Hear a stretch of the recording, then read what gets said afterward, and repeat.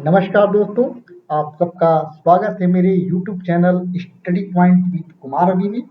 मित्रों, आज हम दंड प्रक्रिया संहिता के अंतर्गत समझेंगे कि रिमांड क्या होता है, रिमांड के संबंध में विधिक प्रावधान क्या है सीआरपीसी में, और विभिन्न समयों में माननीय उच्चतम न्यायालय और माननीय उच्च न्यायालयों ने किस तरह की सिद्धांत प्रतिपादित किए हैं। तो आइए मित्रों, समय गंवाए बगैर स्टार्ट करते हैं और समझते हैं कि रिमांड क्या होता है। मित्रों, आप सभी रिमांड के बारे में अक्सर पढ़ते होंगे, सुनते होंगे। इनका रिमांड हो गया, इनको police remand, police custody remand पे इनको सौंप दिया गया। ये सारी चीजें आप सुनते होंगे, तो ये उत्सुकता भी रहती होगी। जब लॉ नोइंग पर्सनालिटी जो लोग हैं, जो लॉ पढ़ रहे हैं, जो लॉ स्टूडेंट्स हैं, जो हमारे प्रैक्टिसिंग लॉयर है, वो इसके बारे में जानते हैं।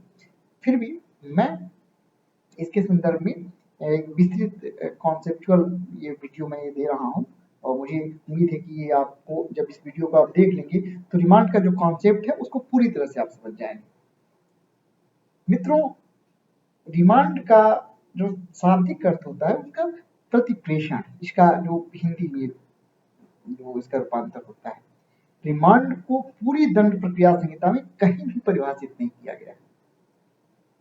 रिमांड को दंड प्रक्रिया संहिता में परिभाषित नहीं किया गया है, लेकिन रिमांड एक आदेश होता है, एक न्यायिक आदेश होता है। रिमांड को हम इस रूप में परिभाषित कर सकते हैं कि रिमांड मजिस्ट्रेट या न्यायालय का वह आदेश है जिसके द्वारा किसी व्यक्ति को, किसी अभियुक्त को कस्टडी में रखा जाता है, उसकी कस्टडी को प्राधिकृत किया जाता है। यदि इस तरह का आदेश न हो तो ऐसी कस्टडी अवैध हो जाती है। आप जानते हैं कि पुलिस यदि किसी को गिरफ्तार करती है तो उसे मैक्सिमम 24 घंटे तक अपनी कस्टडी में रख सकती है। 24 घंटे तक उसको विदाउट किसी मजिस्ट्रेट के आर्डर के वो उससे पूछताछ कर सकती है, उससे इन्वेस्टिगेशन के दौरान एविडेंस कलेक्ट कर सकती है, लेकिन 24 घंटे से अधिक वो अपने पास नहीं रह सकती है।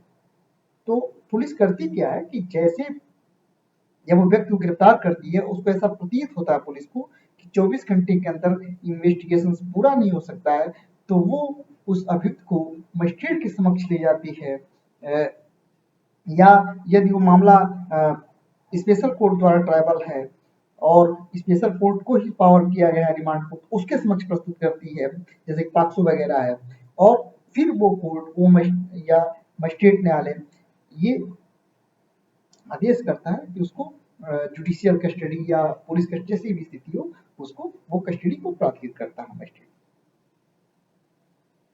तो इसको रिमांड कहते हैं। तो रिमांड एक जुडिशियल ऑर्डर है, एक न्यायिक आदेश है जो मजिस्ट्रेट द्वारा या न्यायालय द्वारा किसी अभियुक्त को, किसी व्यक्ति को अभिरक्षा में प्राधिकृत करने के लिए, रखने के लिए दिया जाता है। अब ये समझते हैं हम कि रिमांड कितने प्रकार का होता है। रिमांड को हम, अगर हम विस्तृत इसकी स्टडी स्टार्ट करें उससे पहले हम रिमांड के विभिन्न प्रकारों को समझ ले तो ये ज्यादा हमें आगे उसको एक्सप्लेन करने में ज्यादा सुविधाजनक होगा। रिमांड को हम दो प्रकार से विभाजित कर सकते हैं। पहला तो उसके नेचर के संबंध में, ये अभिरक्षा के नेचर क्या है, और दूसरा स्टेजेस के संदर्भ में, अपराध के जो स्टेज होते हैं आपराधिक प्रक्रिया के, न्यायिक प्रक्रिया का, उसके स्टेज के संदर्भ में। तो जहां तक नेचर का संबंध है तो दो तरह के रिमांड होते हैं। एक होता है जुडिशियल कस्टडी रिमांड अर्थात न्यायिक अभिरक्षा रिमांड, और दूसरा होता है पुलिस कस्टडी रिमांड या पुलिस अभिरक्षा रिमांड। दोनों में अंतर ये होता है कि मजिस्ट्रेट के समक्ष जब किसी अभियुक्त को प्रस्तुत किया जाता है तो जो प्रथम 15 दिन होता है वो उसको किसी भी प्रकार का रिमांड प्राधिकृत कर सकता है, या तो उसे न्यायिक अभिरक्षा में भेज सकता है, या यदि पुलिस रिक्वेस्ट करती है तो उसको पुलिस कस्टडी में दे सकता है। लेकिन 14 दिन के बाद अर्थात 15 दिन के बाद जो भी रिमांड होगा, वो जो रिमांड होगा उसका जो नेचर होगा वो police custody remand, judicial custody remand नहीं हो सकता है। पुलिस कस्टडी रिमांड रिमांड प्रथम रिमांड के 15 दिन के बाद नहीं हो सकता है। इसमें बहुत बारीकियां हैं मित्रों। जब मैं इसमें केस लॉ के माध्यम से इसको एक्सप्लेन करूंगा, कब रिमांड कहाँ से स्टार्ट होगा, कब डिफॉल्ट बेल इसकी की स्टेज बनेगी, सारी चीज में आने वाली वीडियोज में इसको डिस्कस करूंगा। ये पार्ट 1 है मित्रों, और पार्ट सेकंड और पार्ट थर्ड वीडियो आप देखिए। इसके 3 वीडियो में बनाऊंगा और तीनों में मैं रिमांड को इस तरह से एक्सप्लेन कर दूंगा कि आप उसकी को बड़ी आसानी से एक्सप्लेन कर पाओगे। तो नेचर के आधार पे हम रिमांड को 2 प्रकारों में विभाजित कर सकते हैं, पुलिस अभिरक्षा रिमांड और न्यायिक अभिरक्षा रिमांड। पुलिस अभिरक्षा रिमांड ऐसी रिमांड होता है इसमें कि पुलिस अभिरक्षा में रखा जाता है, और न्यायिक अभिरक्षा रिमांड में पुलिस उस न्यायालय की अभिरक्षा में होता है, जेल में, उसमें कारागार में उसको निरुद्ध किया जाता है। जहाँ तक पुलिस कस्टडी रिमांड है वो प्रथम 15 दिन के अंतर्गत दी जा सकती है। 15 दिन के बाद जो भी रिमांड होगा वो केवल जुडिशियल कस्टडी रिमांड ही हो सकता है।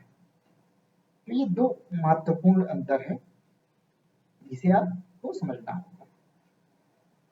दूसरा जो रिमांड का हम कैटेगराइजेशन करते हैं, वर्गीकरण करते हैं, वो स्टेजेस के आधार पे।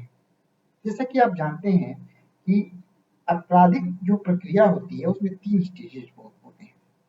पहले अगर शिकायत करते हैं तो पुलिस के पास कोई शिकायत जाती है तो पुलिस उसके में एफआईआर पंजीकृत करने के बाद इन्वेस्टिगेशन करती है। सेकेंड स्टेज ऐसी आता है जब इन्वेस्टिगेशन के बाद चार्जशीट दाखिल हो जाती है तो कोर्ट इंक्वायरी करती है, और उसको अगर वो tribal by court of session है तो ट्राइबल कोर्ट ऑफ सेशन वो करती है, और यदि वो अगर मजिस्ट्रेट ट्राइबल है तो उसका विचारण करती है और ट्रायल से संबंधित रिमांड होता है। तो स्टेजेस के आधार पे हम रिमांड को 3 प्रकारों में विभाजित कर सकते हैं। पहला ड्यूरिंग इन्वेस्टिगेशन, दूसरा ड्यूरिंग इंक्वायरी या कमिटल, ड्यूरिंग कमिटल प्रोसीडिंग, और तीसरा during trial. During investigations, during committal proceeding, और तीसरा जो होता है वो होता है ड्यूरिंग ट्रायल। ड्यूरिंग जो इन्वेस्टिगेशंस का रिमांड होता है वो दंड प्रक्रिया संहिता की धारा 167 सीआरपीसी के सेक्शन 167 के अंतर्गत आता है। जो ड्यूरिंग कमिटल रिमांड होता है वो सीआरपीसी की सेक्शन 209 के अंतर्गत आता है, और जो ये ड्यूरिंग ट्रायल के दौरान जो रिमांड होता है वो जो है वो 309 के अंतर्गत आता है। तो ये रिमांड के 3 प्रकार हैं। मित्रों, हम अगले वीडियो में इन तीनों स्थितियों को विस्तृत रूप से इसको विवेचना करेंगे। हम एक एक को अलग अलग करके देखेंगे और उससे संबंधित विधिक प्रावधान और माननीय उच्चतम न्यायालय और माननीय उच्च न्यायालय की निर्णयों के द्वारा उनको समझेंगे। मुझे उम्मीद है दोस्तों कि रिमांड के बारे में ये जानकारी आपको अच्छी लगी होगी। ये जानकारी आपको अच्छी लगी तो इसे लाइक, कमेंट और शेयर करना ना भूलें। धन्यवाद दोस्तों, नमस्कार।